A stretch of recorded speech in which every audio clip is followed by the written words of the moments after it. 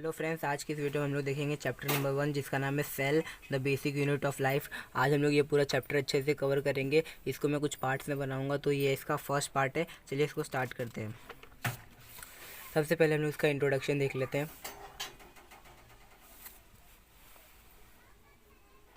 Introductory part. Introduction.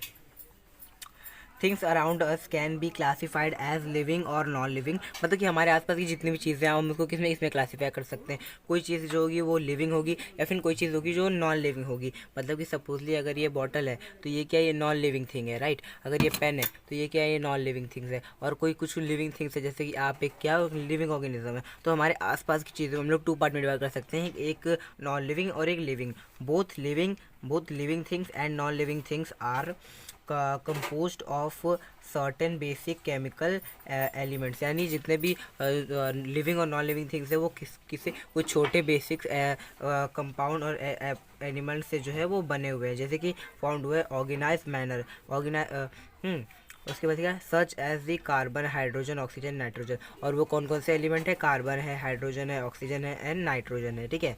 उसके बाद लिखा है कि these chemical elements are found in an organized manner in the form of cell in living Bing. यानी जो लिविंग बिंग होते हैं, जो लोग जिंदा होते हैं, उनके अंदर क्या होता है, सेल्स होते हैं। सबसे बेसिक यूनिट जो होती है वो सेल होती है। और किसमें होती है, इन अ ऑर्गेनाइज मैनर, मतलब कि एकदम अच्छे से बना हुआ, एकदम ऑर्गेनाइज मैनर में लोग बनते हैं, ठीक है। विच डिस्टिंग मतलब क्या होता है, अलग करना, किसी चीज़ से अलग कर देना। Which distinguish them from non living, यानी जो इन्हें नॉन लिविंग से क्या बनाता है, अलग बनाता है। Cells are the basic structural and functional unit of life. तो सेल होती है ना, उससे structural and functional unit of life होती हैं। Cell are the basic structure and function unit of life. Cell जो होती है हमारी बॉडी की सबसे ज़्यादा basic structure and function unit of life होती है। A cell is the smallest individual unit of matter capable of performing all essential life process. यानी क्या होता है, सेल जो सबसे स्मॉलेस्ट जो इंडिविजुअल पार्टिकल होता है, सेल जो होता है सबसे स्मॉलेस्ट इंडिविजुअल पार्टिकल होता है, यूनिट ऑफ मैटर होता है, जो कैपेबल होता है ऑफ परफॉर्मिंग। यानी कैपेबल मतलब किसी चीज़ के करने के लायक, किसी चीज़ की करने की क्षमता। तो क्या होता है, परफॉर्म कर सकता है ऑल इसेंशियल, मतलब जितने भी इंपॉर्टेंट के लाइफ के प्रोसेस है उनको करने के लिए वो खुद से कर सकता है। उसके बाद cell the basic unit of life.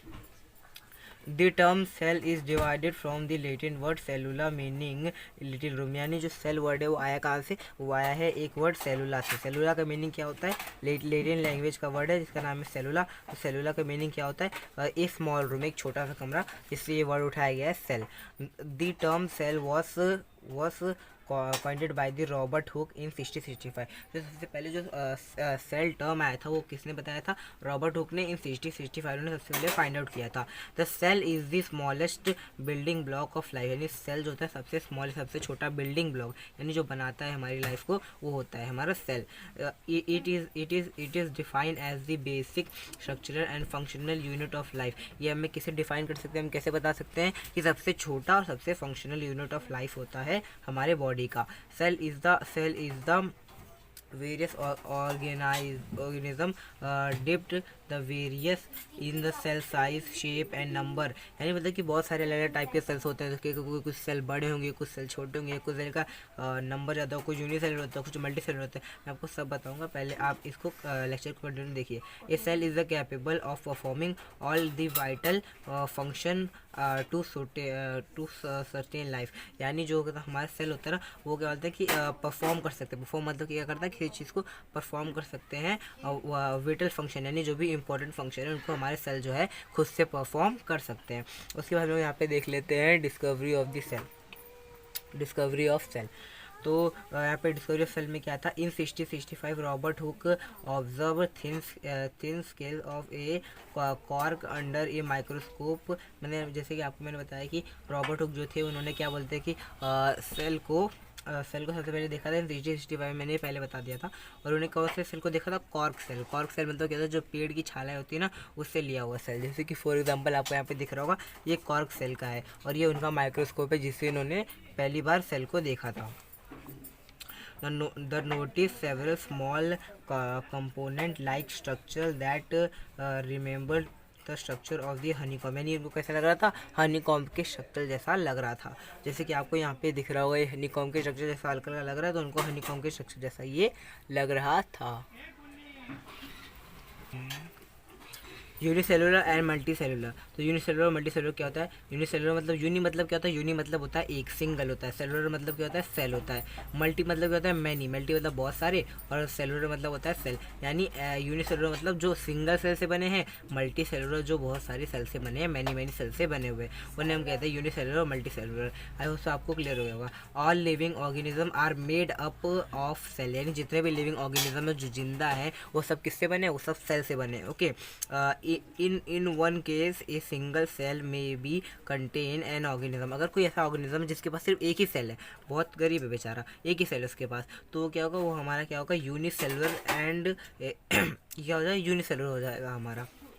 और जी अदर केस, कोई अदर केस में है हमारा एन ऑर्गेनिज्म में consist of many sales multi cellular, यानी ऐसा कोई ऑर्गेनिज्म जिसके पास एक से ज़्यादा सेल है, मैनी सेल है, बहुत सारे सेल्स है, तो क्या हो जाएगा? मल्टी सेलुलर हो जाएगा। ऐसे को क्लियर हो गया। यूनिसेलुलर मतलब कहता है सिंगल सेल, जो सेल सिंगल सेल से बने, जो ऑर्गेनिज्म सिंगल सेल से बने होते हैं, और मल्टी सेलुलर मतलब होता है जो ऐसे ऑर्गेनिज्म जो बहुत सारे सेल से बने हुए होते हैं।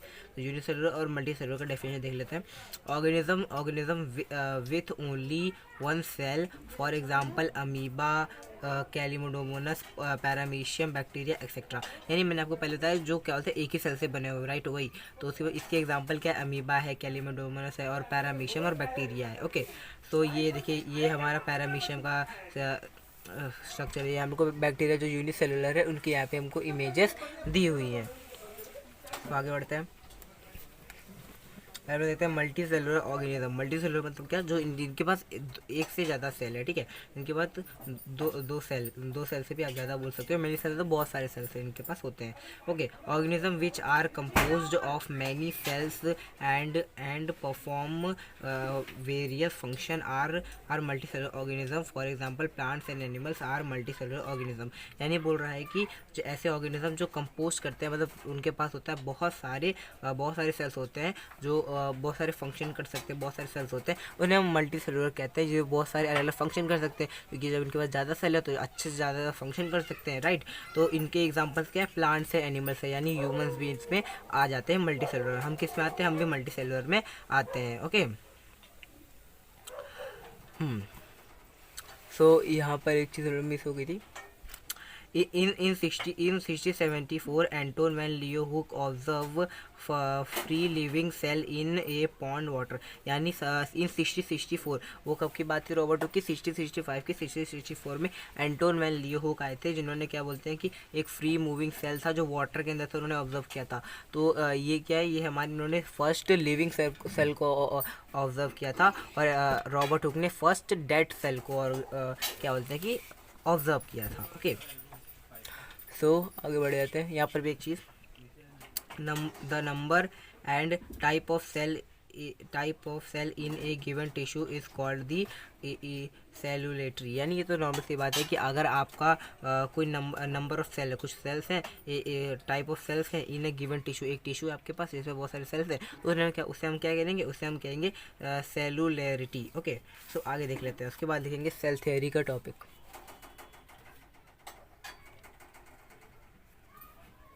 Cell theory. So, cell theory was proposed by Matthew George Swanz in 1838 and Theodor Swanz in 1839 and was later modified by the Rutherford Virchow. The two main postulates are, अभी क्या कहते हैं? All organism are made up of cell, यानी यहाँ पे कुछ scientist है जैसे कि यहाँ पे मैथ्यू जॉर्ज स्वालेंड एंड यहाँ पे रूडोल्फ थ्रॉड स्वांज एंड रूडोल्फ वर्शो, ये सब 3 साइंटिस्ट है जिन्होंने मिलके सेल थ्योरी दी है, ठीक है। अब इसमें क्या क्या मेन पोस्टुलेट्स, मतलब मेन चीज़ें इसमें क्या है सेल थ्योरी में? All organism are made up of cell, यानी जितने भी ऑर्गेनिजम्स हैं, लिविंग ऑर्गेनिजम्स हैं, सब किससे बने हैं? सेल से बने हैं। Cell is the basic structure and functional unit of life, ये तो मैंने आपको बता दिया कि सेल क्या होती है? सबसे बेसिक होती है, सबसे structural and functional unit of life होती है। होती है, कौन होती है, हमारी सेल होती है। Okay, an important addition to the cell theory was made by Rudolf Virchow in 1868. He stated that new cell is arise from the pre-existing cells in the latent omicellula e cellula.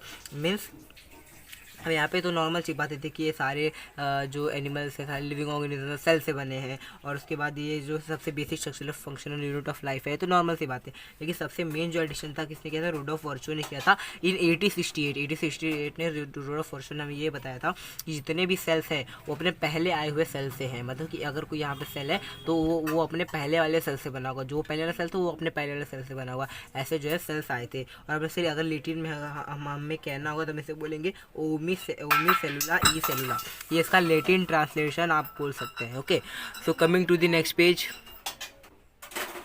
सो अब हम लोग का table देखते हैं। Some famous scientist and their contribution to the field of the cell biology, यानी कि कुछ ऐसे फेमस साइंटिस्ट है और उनका जो क्या क्या कंट्रीब्यूशन रहा है बायोलॉजी के अंदर, वो हमको यहाँ पे देखने को मिलेगा। जैसे कि रॉबर्ट हुक, जिन्होंने क्या किया था, डिस्कवरी ऑफ सेल किया था। उसके बाद एंटोन वैन लियोक, इन्होंने क्या किया था, फर्स्ट लिविंग सेल को ऑब्जर्व किया था, जो मैंने आपको बताया।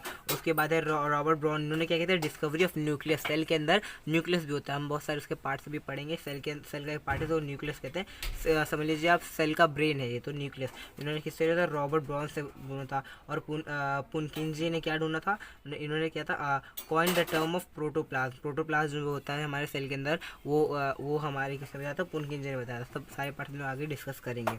उसके बाद ये जो 3 लोग थे, इन्होंने मिलकर क्या दी थी, सेल थ्योरी दी थी। और उसके बाद गैलिमो गोल्गी ने क्या बताया था, first separators of Golgi. Golgi एक पार्ट ऑफ आवर सेल, आप कह सकते हो सेल का पार्ट है, उसको हम गोल्गी कहते हैं। मैं आपको उसके बारे में बताएंगे। सबसे पहले यहाँ पे देखिए साइज ऑफ सेल, यानी सेल का जो साइज है वो किस पे डिपेंड करता है। सबसे पहली बात, most cells are minute and are visible only under the microscope. They are only a few micrometer in a diameter. In simple सी बात कह रहा है कि जो सारे सेल होते हैं छोटे होते हैं, कोई सेल ज़्यादा बड़ा नहीं होता, सारे सेल जो होते हैं वो छोटे होते हैं और वो हमें सिर्फ माइक्रोस्कोप के नीचे ही दिखते हैं। और उसके बोलते हैं कि हम लोग सिर्फ क्या बोलते हैं कि जो इनकी जो साइज़ होती है वो सिर्फ कुछ माइक्रोमीटर, कुछ नैनोमीटर ही होती है। उसके बाद लिखा है the cell range in size from micrometre to as long as 1 metre. 1 meter. There are some cells which are big, used to be seen with naked eyes. For example, the egg of an ostrich is about 15 centimetre long and 30 centimetre wide. यानी क्या कहना चाह रहा है कि कुछ sales, सारे sales छोटे नहीं होते, कुछ सेल्स जो होते हैं बड़े भी होते हैं, और जो हमारे माइक्रोमीटर से लेके 1 मीटर तक भी जा सकते हैं। जैसे कि फॉर एग्जांपल के लिए एक सेल होता है बहुत बड़ा होता है, जैसे कि आप बोल सकते हैं, यहाँ पे देख सकते हैं ऑस्ट्रिच का एग है। तो ये ऑस्ट्रिच का जो एग है ना, ये क्या है, एक सेल है, सिर्फ एक सिंगल सेल से बना हुआ है। तो ये एटलीस्ट क्या बोलते हैं 15 सेंटीमीटर जो है लॉन्ग है और 30 सेंटीमीटर वाइड है। और ये क्या बोलते हैं कि एक कैपेबल है, हम लोग इसे देख सकते हैं आसानी से, बिना माइक्रोस्कोप के हमको कोई ज़रूरत नहीं है। देखिए अब यहाँ पे 2 इमेजेस दी हुई हैं, एक है microscopic view of cell that are not visible, जो आप नहीं देख सकते आंखें से, ये माइक्रोस्कोपिक व्यू है उस सेल का। लेकिन यहाँ पर ये क्या है, ये जो इसको आप देख सकते हो, ये क्या है, हमारे सबसे आप बोल सकते हो जो लार्जेस्ट सेल कौन से होते हैं, हमारे ऑस्ट्रिच के एग होते हैं। जो लार्जेस्ट सेल के होते हैं ऑस्ट्रिच के एग होते हैं। ओके, सो आगे देख लेते हैं।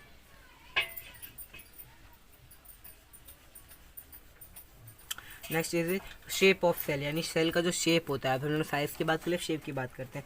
The shape of cell is various according to their function. They may be disc like of polygonal and a cornel and the cude or the thread like nerve cell have an elongated structure that they help them to conducting the impulse of the quickly. यानी simple सी बात की जो cell की जो shape है ना, वो किस पे डिपेंड करते हैं, वो इनके फंक्शन पे डिपेंड करते हैं कि उनको काम क्या करना है। जैसे कि अगर आपको मतलब कि पॉलीगोनल शेप, कॉर्नल शेप से और कोडेन थ्रेड लाइक शेप, जैसे कि आपका जो नर्व सेल होता है, जो आपके ब्रेन के सेल्स होते हैं, कहते हैं इलोंगेटेड, एकदम पतले पतले लंबे लंबे होते हैं, जो उनको क्या कहते हैं मैसेज पहुँचाने के लिए हेल्प करते हैं, राइट, जल्दी जल्दी उनसे मैसेज पहुँचाने के लिए हेल्प करते हैं। Similarly there are cells that have flexible shape, for example amoeba and the some blood cells, मतलब कि ऐसे कुछ हैं जो फ्लेक्सिबल सेल हैं, जैसे कि एक अमीबा है और एक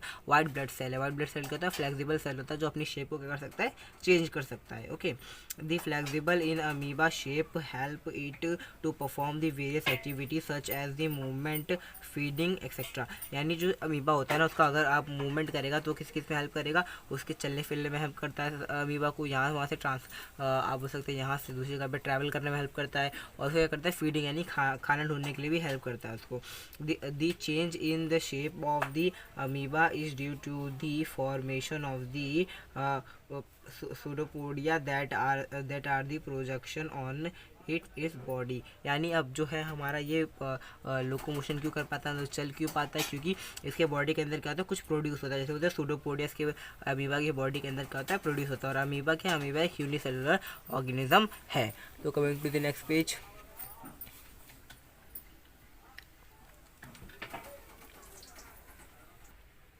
सो इस पेज में हम लोग को कुछ इमेजेस दिए, जैसे कि रेड ब्लड सेल, जो रेड ब्लड सेल होते हैं हमारे बॉडी के, रेड ब्लड सेल यहाँ पे दिए हुए हैं, वो ये है वाइट ब्लड सेल जो अपना शेप क्या कर सकता है, चेंज कर सकता है। और उसके बाद आप देख सकते हैं ये है हमारा कॉलब्लर इथिक सेल, जो सबसे लॉन्ग सेल है, नर्व सेल भी कहते हैं। उसके बाद यहाँ पे देखिए नर्व सेल, जो मतलब कि जो आपके ब्रेन के सेल्स होते हैं ना, इन्हें हम लोग कहते हैं, ठीक है। सो उसके बाद हमारा होता है टाइप ऑफ सेल, सेल की कैसे कैसे प्रकार होते हैं, सेल की कैसे कैसे टाइप होते हैं, वो हम लोग देखेंगे। Type of cell. The cell can be divided into two types, prokaryotic and eukaryotic, according to the different in their cellular organism। यानी हम लोग सेल को कितने डिवाइड कर सकते हैं, टू टाइप्स में डिवाइड कर सकते हैं, एक प्रोकैरियोटिक एक यूकैरियोटिक। अकॉर्डिंग टू मतलब किसके अकॉर्डिंग कर सकते हैं हम लोग, उनके डिफरेंट सेलुलर ऑर्गेनिज्म, मतलब वो गया अलग अलग है। प्रोकैरियोटिक में और यूकैरियोटिक में बहुत डिफरेंस है, हम आपको आगे बताएंगे। The cell which process as a true nucleus along with the membrane bounded organism are called the eukaryotic cell. अब समझ लीजिए आप यूकैरियोटिक सेल प्रोकैरियोटिक सेल में अच्छा डिस्ट्रीब्यूशन कर सकते हैं कि प्रोकैरियोटिक क्या है, एक गरीब सेल है, और यूकैरियोटिक एक अमीर सेल है। क्योंकि देखिए जो गरीब सेल होगा उसके पास बहुत सारी चीज़ें कम होगी, वो बहुत कम फैसिलिटी रखेगा, लेकिन जो यूकैरियोटिक सेल है उसके पास बहुत सारी चीज़ें होंगी तो वो ज़्यादा फैसिलिटीज रखेगा। वैसे कुछ यहाँ पर है, जैसे कि अगर हमारा जो प्रोकैरियोटिक सेल है उसके अंदर हमारा न्यूक्लियस नहीं होता है, यानी ब्रेन एब्सेंट होता है, उसका जो न्यूक्लियस होता है वो एब्सेंट होता है, राइट। तो ये क्या है, मतलब कि आप बोल सकते हो प्रोकैरियोटिक एक टाइप का गरीब सेल है। और उसके बाद जो यूकैरियोटिक सेल है उसके बाद अच्छे खासे न्यूक्लियस होता है, न्यूक्लियस वेल डेवलप होता है। और मेम्ब्रेन बाउंडेड ऑर्गेनेल्स मतलब क्या, जो ऑर्गेनेल्स होते हैं, सेल के ऑर्गेनेल्स होते हैं, जैसे सेल है उसके अंदर भी ऑर्गेनेल्स होते हैं, वो क्या होते हैं, मेम्ब्रेन बाउंडेड होते हैं, मतलब उसके यहाँ एक लेयर होती है, उसे हम क्या कहते हैं, यूकैरियोटिक कहते हैं। और उसके बाद for example plant cell and animal cell, हमारे जो प्लांट्स के सेल, एनिमल के सेल सब किसमें आते हैं, यूकैरियोटिक के अंदर आते हैं। उसके बाद the cell which do not possess a well defined nucleus as well as the membrane bounded organelles are called prokaryotic, for example bacteria cell। यानी कि कुछ ऐसे सेल्स होते हैं जिनके अंदर न्यूक्लियस जो है एब्सेंट होता है, उनके जो ऑर्गेनेल्स होते हैं वो सेल मेम्ब्रेन बाउंडेड नहीं होते, मतलब उसमें मेम्ब्रेन नहीं लगी होती है, लेयर नहीं लगी होती है, राइट। तो क्या होते हैं हमारे प्रोकैरियोटिक सेल कहते हैं, इसका एग्जाम्पल है बैक्टीरियल सेल। सो आज के इस वीडियो में इतना ही, ये हमारा पार्ट 1 था। इस चैप्टर हम लोग कुछ 2-3 पार्ट्स में खत्म कर देंगे। तो thank you for watching this video.